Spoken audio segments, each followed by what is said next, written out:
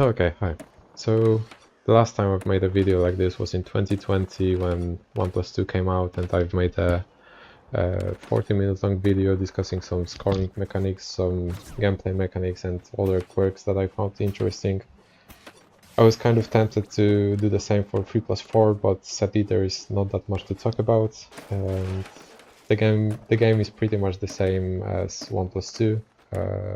There are new maps, obviously, there are some new visuals, but it's the same engine, that's for sure, the same physics, the same logic, I would say, for everything. And in general, there's not a single gameplay change I've noticed, except for one new bug that I hope gets fixed, because it's pretty concerning. But I thought that maybe I'll give it a shot and try to explain what I think can be easily improved in the scoring system that maybe can provide a much more interesting gameplay experience and make the game less exploitable in general. Maybe also provide a better online experience for newer players, and we will see what happens. Maybe some of these things get introduced to the game, maybe nothing gets introduced. I think it's worth giving it a shot. Starting with one of the biggest issues I had with OnePlus 2 scoring system and how it's also the same in this game. You can see the clip playing in the background right now. I'm trying to get as much multiplier in as little time as possible using only kickflips and not use any other grabs, any other flips, any other special tricks, just kickflips and obviously manuals and grinds to continue my combo. And in under 2 minutes I get 175 multiplier solely by using kickflips. I think it would be much more interesting and make for a much more engaging gameplay if the game somehow encouraged players to use all of their tricks when going for huge combos and not just spam the fastest flips they have in their trick set, like kickflips, heel flips, and pop shove-its. For example, here in Underground 2 engine that's used by Underground Pro, you can see that I'm only limited to 10 uses per trick in a single combo. Every next use of the trick doesn't give me any multiplier.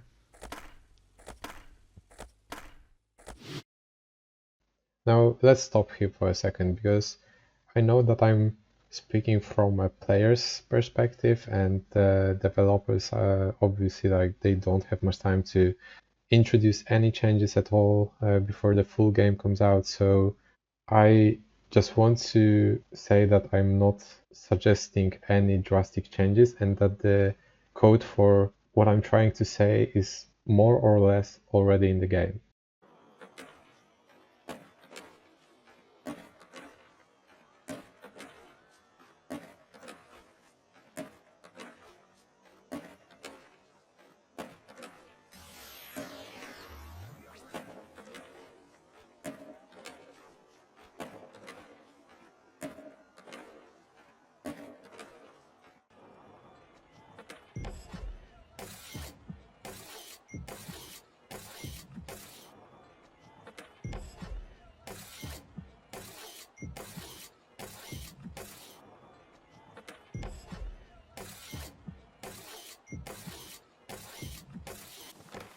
Well, does this mean that these two games run the exact same code?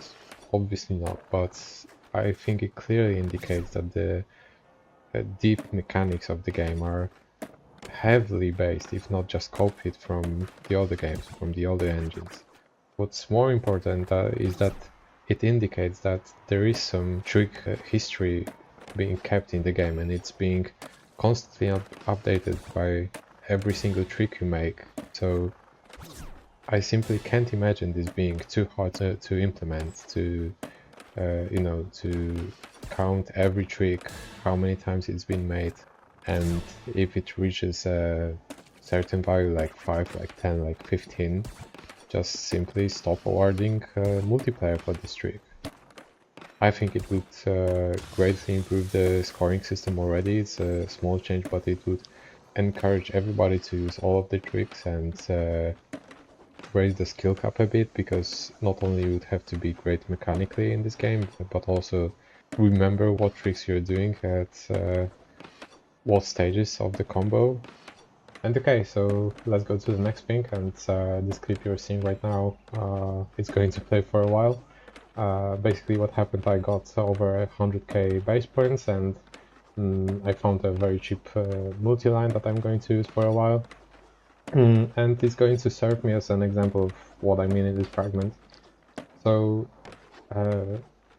if you've seen any THPS 1+2 scoring videos, you might have noticed that the lines are very short, not very interesting to watch, not very interesting to play either, and basically you're repeating the same route over and over and over again, no matter how short it is, and you know, no matter how fun it is to play. It's all about, you know, the effectiveness of it, and I think it can be easily improved to encourage players to use you know, whole maps instead of just a tiny fragment of them. And I know that high scoring as a playstyle is kind of a niche already, but I think the game could benefit from not allowing excessively using those very short lines, because well, this clip you're seeing is going to play for another 7 minutes, and especially if we are having voice chat in online play, I can imagine people just using it to annoy other players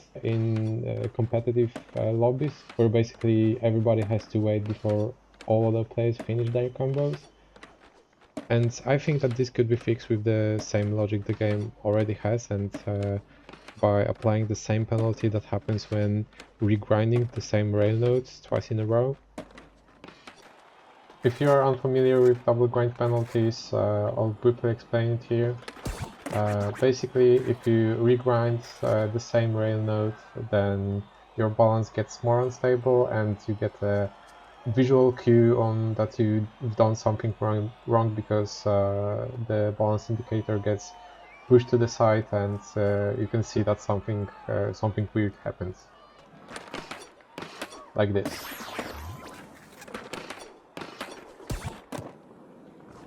And if you grind on different rail nodes, then nothing unordinary happens. It stays in the middle, like this.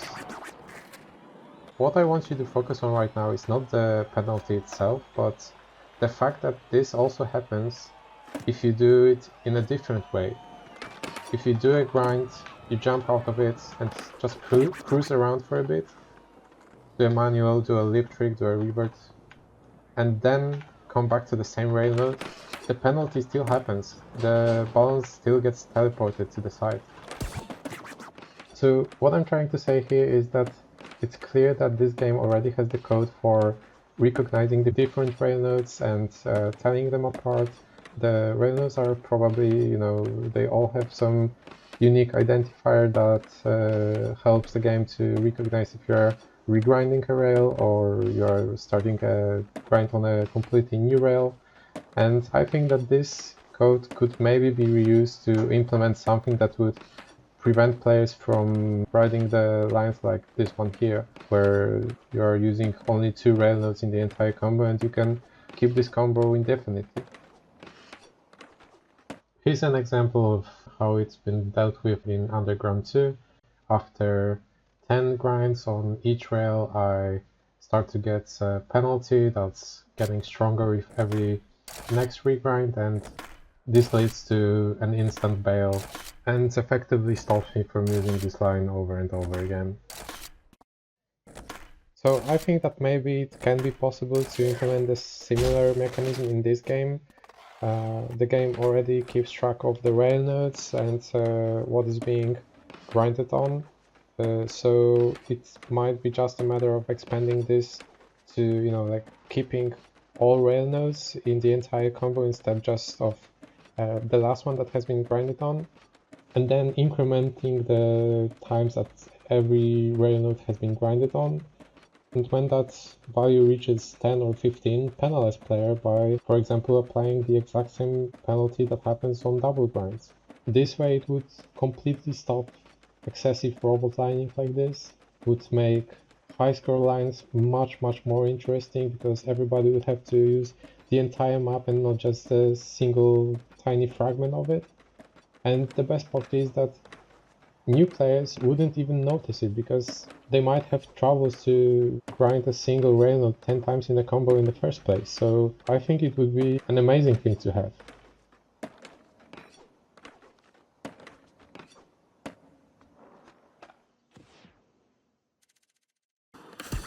So the final thing I want to talk about in this video, and what is my, I guess, final wish for the full game release, is how the reverts work in this game, and how they've also been the same in 1+2, and how I feel that they are just badly designed in general.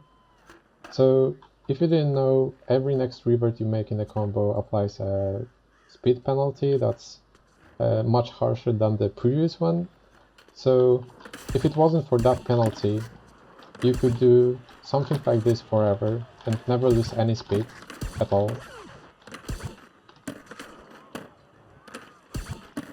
But you can see that in this game there is a revert penalty in general. However, my issue with this is that this penalty is absolutely permanent, and you can never get rid of it until you end your combo, which effectively limits your reverts to like 6 or 7 depending on the speed you have when reverting for the last time. And I just don't understand the gameplay decision. Like, I don't understand what does it add to the gameplay. Like, why am I not limited to 6 or 7 wall plants, 6 or 7 spine transfers, and so forth? So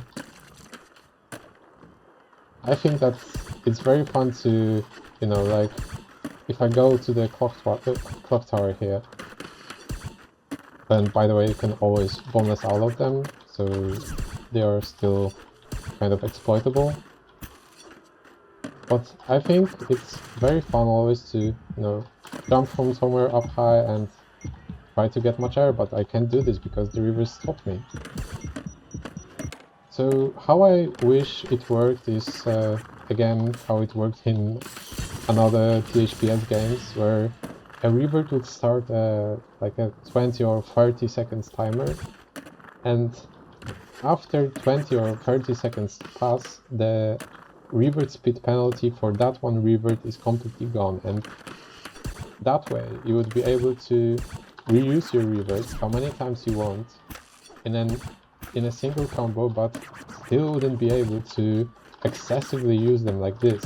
So if I would do 5 reverts in 20 seconds, if we say that the reverts apply a speed penalty only for 20 seconds, then I would have to cruise around for around 100 seconds to make sure that my revert penalty is completely gone. And this way, the reverts could be implemented in some high scoring lanes, and I think it would be much more fun if it worked that way.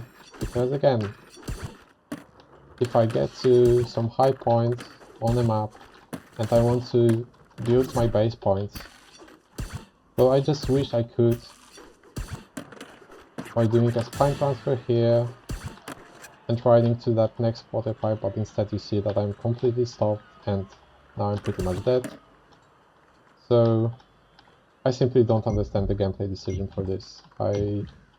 I've been saying this a lot. I've been saying the same thing when 1+2 came out, and well, nothing can change my mind on this, honestly. I just don't get it.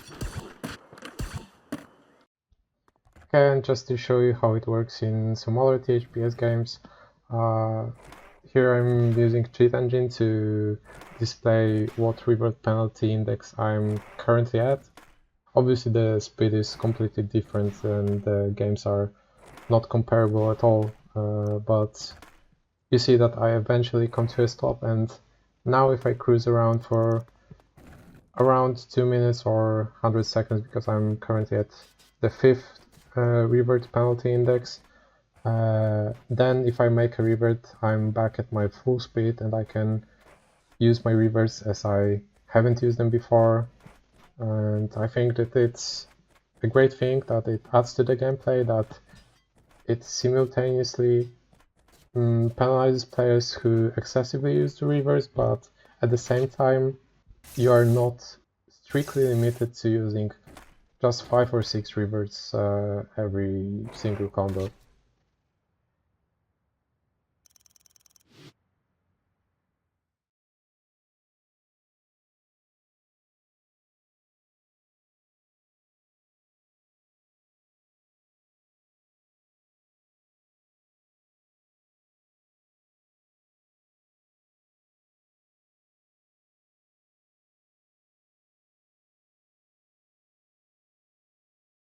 So these are my ideas for improving scoring system in this game.